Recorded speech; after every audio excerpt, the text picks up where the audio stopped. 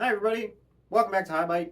I'm Tom, this is Zero to Pipeline, and today we're doing our homework. Frankly, there's not that much that's exciting about setting user permissions and setting up new users in a software, but hey, we gotta do it sooner or later, right? So, this is a gateway into some more interesting stuff that we're gonna get into the next video. As for now, let's get through it. We've got some user settings to configure and some permissions to make. Let's go. All right, so here I am again at my login screen, and this whole time we've been using the administrator and no password. Now, where I'm just sort of demoing this on my own machine and fooling around, goofing around, learning the platform, that's kind of fine, and I think it is for you too. But let's say we're starting to set up a real proper environment, and we need to start actually being aware of people logging in. Let's go ahead and check it out. We're going to log in. We're our administrator, so we have all the permissions we need. And let's take a look, let's take a look right over here at the users list. So we've got here the project, the users, the roles, tags, and settings. Let's start with users. You can see there's our administrator. That's us. This is here by default. You may even want to go ahead and add a password to this guy by default by entering it here and saving. But we're not going to do that today. We're in fact just going to start with a new user, and we're going to call her Alice. We're going to give Alice a password. Try really hard to make that match. Perfect. And then we're going to get into this roles and claims. Now, I'm going to start with claims. We're going to come back to roles in a second here. But claims are basically like, what does Alice have permission to see, touch, change, create, etc.? So if I go in here and I click, right now she has no elements. So Alice is not permitted to do anything. If I try and create Alice, Intelligence Hub is like, what are you doing? You can't even, we're not going to let you make users that aren't allowed to do anything. So let's go ahead and make some claims. And let's look at this. We can name our set of claims first. So I'm going to come back to that actually. But let's look at the resources that we can select. So we can select star, which is everything. We got broker, which is like our integrated MQTT broker, certificates, connections. Certificates are like storing certificates and keys in Intelligence Hub. You can do that under the settings. Connections, conditions, functions, instances. These you should all be familiar with. These are just sort of the functions over here underneath our configures. Then we've got, let's see, audit and log. So that's our audit log and our event log. Those are two sort of like record keeping functions of Intelligence Hub. We know model. Namespace we're going to get to, but it's pretty similar in idea to the rest of the things we can configure up here. Network, we're also going to get, there's pipelines, of course, you're familiar with that. Network we're going to get to as well, but that's like central configuration and how we sort of group and manage multiple hubs together. Settings, you've seen a little bit of the settings menu. Then tags, users, and secrets. Secrets are more like secret fields, more encrypted information that we can also store, but tag, user, roles, those are all things that live here to manage. All right, so theoretically, we'll just go ahead and start with one of these. Let's talk about functions. Let's say Alice is going to get access to the functions menu. Functions. All right, and what can she do there? So here's a list of all the things that you can allow someone to do. Basically, no one has permissions to do anything at the start, and what you assign to them is what permissions you give them as you go. So here you can give Alice permission to do everything with respect to functions. You can create, read, list, update, and some of these things don't necessarily apply to functions. Publish and subscribe only apply to MQTT, but they're here in the list. And execute, read, and write, that's like actually publish or read data from a connection. Those are here in the list, but they're not going to affect functions. Really what we're interested in here is like read, update, maybe create, list. Those are things that I think even just read and update are going to affect functions. So we can select those, and then we can say submit. Great. What else do we want Alice to have access to? We could add here. No, I don't need to save Alice's password. Thank you. What else? So the idea here is that you could go through each of these resources and you could say, all right, let me outline what I can do with certificates. Let me outline what I can do with connections. Let me outline what I can do with conditions. And you would essentially say for every user what they're allowed to touch in each one of these modules, if at all. Now we can save you a few clicks on that because you can see, let's say I want someone to be able to work with pipelines. And I say, yeah, you can create and update. You know what? You're just allowed to do everything with pipelines. That's fine. So I could submit that, and then I could go back and like, well, I also want them to be able to do the same with connections. I want them to do the same with models and instances, right? So rather than making go through this dialogue every time, you can save yourself some clicks. We'll say pipelines, connections, model, and instance, right? And so that'll give you all of the access to these 4 things. So you gotta be a little careful here. There's a little potential to tie yourself up in some knots.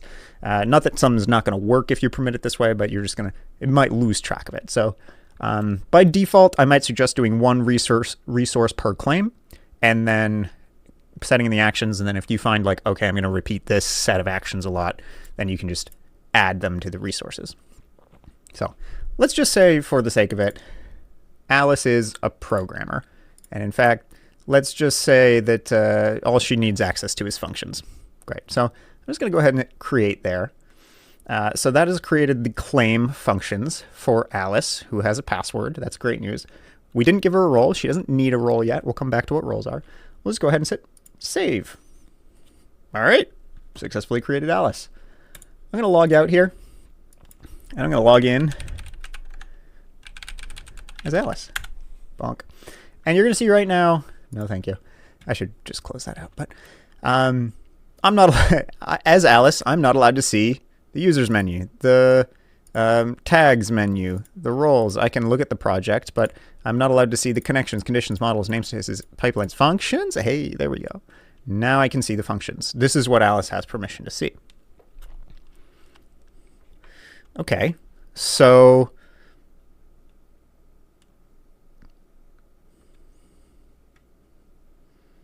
we're going to cut some silence here. Sorry.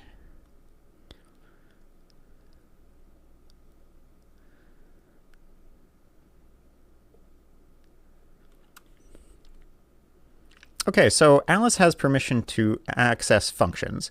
But there's another way we can actually grant permissions. And this is a way that we might want to say, you know, I don't want anyone to just have access to this particular module, but I might want this person to have access to like this set of things that have to do with a certain project, right? So like if you're connecting data source A to B and doing transformation X, Y, and Z in between, you've probably got connections to make inputs and outputs, and then probably a model, an instance, and a pipeline, something like that. But it's really for this sort of like reserved set of resources. So let's say that we have a project here with a single resource, a single pipeline. I'm going to go ahead and log out of Alice, back into my administrator here. And let's say this single resource is just this pipeline. There we go. Create pump data, right? So this is the first thing that we made together. And let's say we want Alice to have access to this. So we can do another thing. We can come down here to tags, and we can make a new tag. And tags give us a lot of abilities, but specifically, let's say, what do I want to call this? Basics. Sure.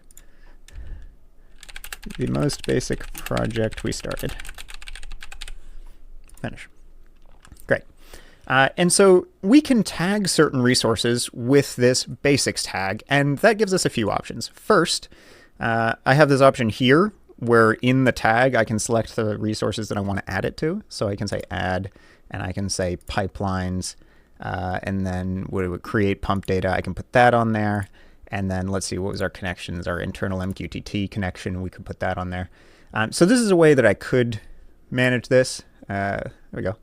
See, and now it is on those resources. I'm not going to do it that way, though, because I feel like that's, I don't know. I'm a more visual person, and I don't like interacting with it this way. In fact, instead, I'm going to go up here to my pipelines, my create pump data. And in my create pump data, I can edit here, and I can go down to tags, and I can select basics. There we go. Save. And you can see now it has the basics tag. I can also go to my connections, my internal MQTT connection. I can edit, and I can give it the tag basics here as well. Submit, save. Neat. So now I have the basics tag on 2 of my resources. And in fact, this is also helpful in addition to users, where if I go here to project and I want to export this, so I could go to export and I could not select the full project, but now I want to say, okay, select which objects do you want to export. I want to export the things with the tag of basics. And you see that's automatically going to set up the basics tag and also the pipeline and connection that it's attached to. And I can export that, and you can see it'll then let me download this file so I can send it on to somebody who might need it for some reason. Right. So tags are helpful in that sense, but they also, you can go back to users and go back to Alice.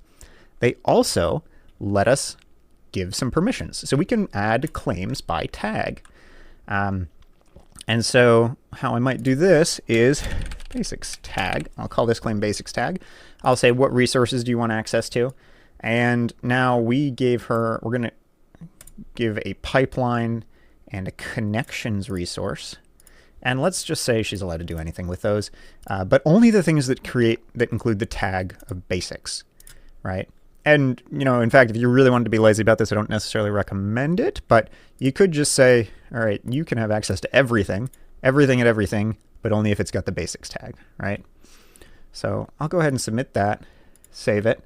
Alice now should be able to access anything with the basics tag. I'll go ahead and log out. Alice, nope. Oh my goodness, Alice. Great. All right, we'll get rid of that at some point. All right, so now the interesting thing is Alice can see all of these modules now, but she can't. She won't see anything in them. Like, we know we have models and instances. We made some of those, right? Alice can't see them because they're not tagged with the basics tag. So that's kind of the difference between being able to see everything, having access to the platform but not the resource, and having access to not the platform. But here we go. We can go to pipelines, and we can see there she does have access to create pump data, and our connections she does have access to internal MQTT data. Cool. And then let me log out just to prove my point real quick. I can go back to users, Alice, and her basics tag. Let's edit that. So rather than giving her access to everything, we know it's only pipeline and connection, right? So let's submit that, save it, log out. Alice. I might have goofed that one. Oh, okay. And now we're sort of back to not actually being able to see anything except the things that we actually gave her access to. Right? Okay, cool. That is kind of the extent of which we can configure a user. Now, let's say, however, that, okay, Alice is a programmer, and we just hired Bob. Bob is also a programmer. We want to give Bob the same permissions. All right, I could go through this again and configure Bob, but you know what would be great? If we had a way just to save this set of permissions so that with Alice already using it, it'd be easy to add Bob. We can do that. What that is a role. So let's go here to roles, and Alice doesn't have permission to do that. Log out, log back in as administrator, go to roles. All right, there we go. And you can see I've made an admin. Well, we start with an admin and a default, sort of by default, but I'm going to make a new role, and we're going to call this programmer. Next. And this dialog is going to look familiar. We're going to give this person, the programmer, access to, can't talk and type at the same time, access to functions. So there we go, resource, function, just everything, sure. And we're going to submit that. And we're also going to give them access to the basics tag, everything, but only with basics, submit. Great. So there we go. And we're going to create that role. And now, if I go back to my users, go to Alice, claims are kind of a pain, right? I can just give her the programmer role. Let's save that. And then I log out, log back in as Alice. And okay, we should be all set. Did I do that right? Yeah. And then, so we should be able to see all the modules because we gave them permission to everything, but only the access with the basics. So there's our pipeline, there are connections, and there's our functions. And then, let's see. Now if I want to make a new user, so here's a concern. In doing so, in giving Alice access to everything, I also gave her access to make new users. So we don't want to do that. So let's go ahead. Let's log out here. I'm administrator. Yep.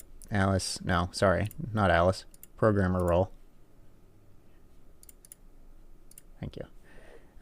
Let's adjust that. This is going to be connection and pipelines alone. There we go. Perfect. All right, so now we'll lock down our system a little bit more. All right, but then I'm also going to go ahead, make a new user, Bob. And we'll give Bob a password. Great, landed that correctly. And we're just going to give Bob the role of programmer. Great, perfect. So save. But you know what? Bob was hired on with a little extra experience. We're also going to specifically give him access to namespaces. And so Bob is going to be able to access namespaces. He's going to be able to do anything with namespaces. And we're going to add that in addition. Save. In the next video, you're going to catch up with Bob, and we're going to talk about, no, not next video. In a couple videos, we're going to talk about namespaces. So stay tuned, and you too could be a Bob. There we go. All right, so now we're logged in as Bob, and we have access to the functions.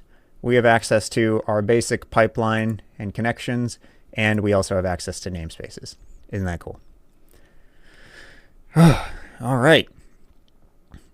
And I believe that's about it, except the whole reason we kind of went through this is because I didn't really want to show you how to configure users. I wanted to show you in our next video how to talk to Intelligence Hub with an API. And the whole reason we made users is because another function, gosh, log out back in as administrator, of our users function is that any of our users, administrator, Bob, Alice, can also have API keys. So we're going to go here in the details. You can see our API keys. We can make a new API key for Bob.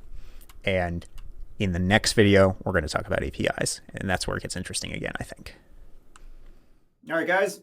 That was configuring users. Hopefully it was fairly straightforward. We got it out of the way, some of the record keeping. So in our next video, we're going to talk about API access. And I think we're going to get into some more weeds, some more exciting weeds here. So I'm looking forward to seeing you there. Hope this was helpful to you. Have a good time.